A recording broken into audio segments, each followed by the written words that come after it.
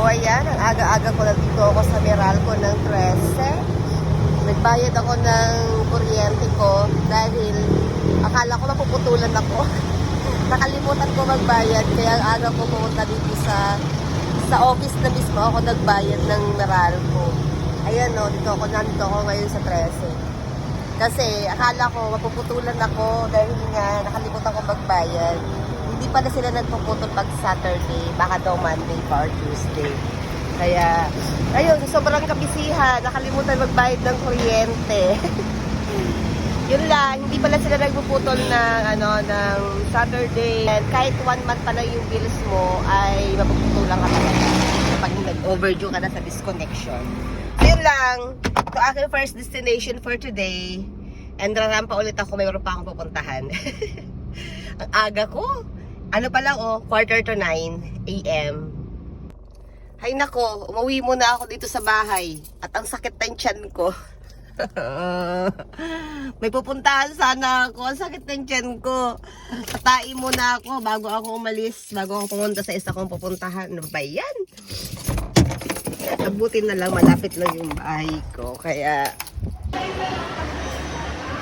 yun, nandito na ako ngayon sa EO. Finally, nakuha ko na rin ang aking salamin sa mata. Diba? Ayan, tingnan natin kung magiging okay na.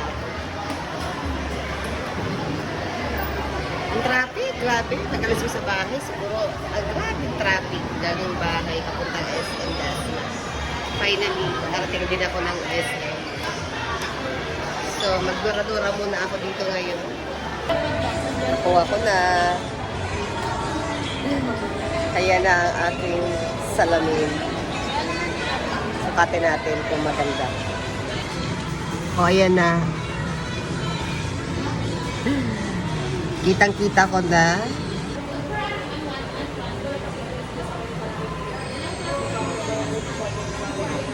Ito yung aking salamin. Ayaw say ko.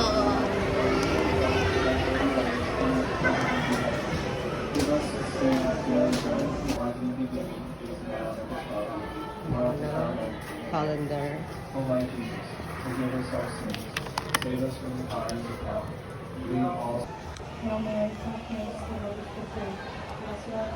Hindi muna tayo ngayon mga kailan. Rosary. Ay, saan ka bibilang ko rosary?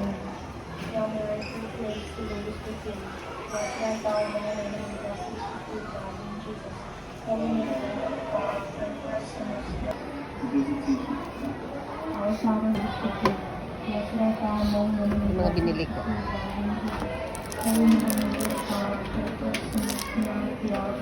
Planner. Sambuhay.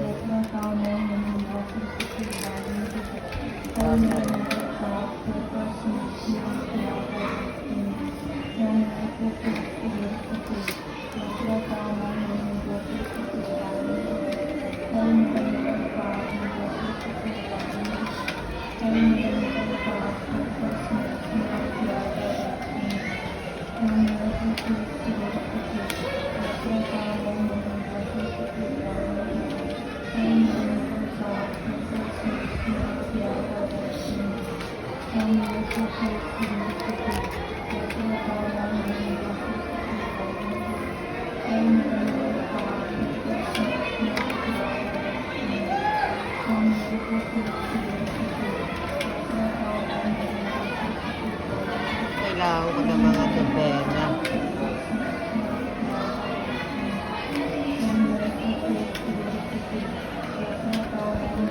117 na. 117. Ito yung mga binili ko. Dami.